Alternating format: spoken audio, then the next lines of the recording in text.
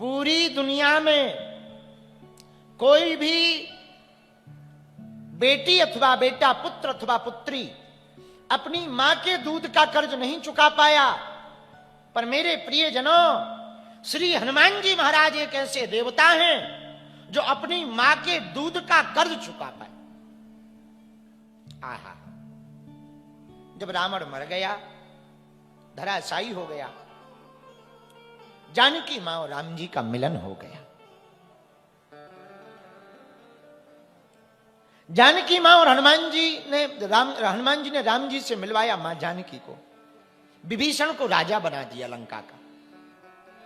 तो पुष्पक विमान पर माता जानकी जी बैठी, राम जी बैठे, जामवंत जी बैठे, अंगद जी बैठे, दधिमुख बैठे, केहरी बैठे, सब वानर पुष्पक विमान पर बैठे। विभीषण जी बोले, प्रभु हम भी आपको अयोध्या तक छोड़ने जाएंगे। राम जी बोले, चल पड़ो। विभीषण जी भी बैठ गए विमान पर, सब लोग विमान पर बैठे। राम जी बोले, अब अयोध्या जाना है, 14 साल पूरे हो गए, यदि एक दिन भी लेट हो जाएंगे तो भरत अपने प्राण त्याग देगा। जैसी विमान पर बैठने लगे तो हनुमान जी ने राम जी के चरण पकड़ लिए। बोले, प्रभु यदि आपकी आज्ञा हो तो हम बहुत दिन से अपनी मां से नहीं मिले, मां से मिले आए।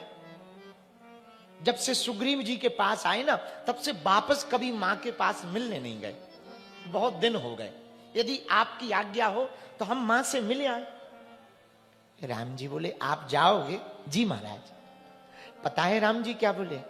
राम जी बोले, हनुमान तुम अपनी मां को मिलने जाओ। ये कथा का वर्णन हनुमान अंक में है, गीता प्रेस गोरखपुर की पुस्तक है हनुमान अंक, उसमें इस कथा का वर्णन है। हनुमान जी से राम जी बोले, हनुमान आप अपनी माता जी को मिलने जाओ, पर हम भी साथ चलेंगे। हनुमान जी बोले, आप क्यों जाओगे? आप अयोध्या जाओ, हम आ जाएंगे। नहीं नहीं नहीं, आपने इतनी सेवा की, इतना समर्पण किया, हम भी उस वीर महावीर की मां के दर्शन करना चाहते, जिसने इतना वीर पुरुष प्रकट किया है, जिसके सामने किसी का भी टिकना कठिन है। ऐसी भक्ति, ऐसी शक्ति हमने नहीं देखी है। जब तुम्हारे अंदर इतनी भक्ति और शक्ति है, तुम्हारी मां कितनी अद्भुत नहीं होगी। हम भी उस मां के दर्शन करना चाहते। हनुमान जी बोले, प्रभु ये तो हमारा परम सौभाग्य। तो हनुमान जी भी बैठ गए पुष्पक विमान पर। मन की गति से चलने वाले पुष्पक विमान को दक्षिण भारत में आंजनेय पर्वत, त्रिवंतमाला पर्वत जहां है, वहां पर उतारने के लिए हनुमान जी ने इशारा किया। आहा, पुष्पक विमान दक्षिण भारत में आंजनेय पर्वत पर उतर गया। गुफा में माता अंजनी जी प्रभु श्री राम की, श्री हरि नारायण की भक्ति कर रही थी। भगवान महादेव की, नर हरि हर की पूजा कर रही थी, भक्ति कर रही थी। आहा, श्री हनुमान जी नीचे उतरे, उतर करके श्री रघुनाथ जी को प्रणाम किया और कहा, प्रभु माता जी इसी गुफा में रहती हैं, आपकी आज्ञा हो तो पहले हम मिले आए, ताकि उन्हें बता दें आपके बारे में। बिल्कुल। तो जैसे ही हनुमान जी गए दरवाजे पर, द्वार पर, माता जी तो बैठी थी पूजा में, द्वार से आवाज लगाई, मां। तो भीतर से आवाज आई, कौन है? हनुमान जी बोले, मां मैं आपका बालक आ गया। अरे हनुमान तुम आ गए हो? हाँ मां। जैसे इतना कहा, भागी भागी अंजना मैया आई और गले से हनुमान जी को लगा लिया। हनुमान जी चरणों से लिपट गए। तुरंत मां ने उठाया, अंजना मां ने गले से लगा लिया, सिर पर हाथ रखा। बेटा बहुत दिन हो गए, बड़े दिन बाद आए हो। मां हम बड़े दिन बाद जरूर आए, पर जिन राम जी की सेवा में हम थे, रघुनाथ जी की सेवा में थे, हम उनको साथ लेके आए। अच्छा कहां है वो?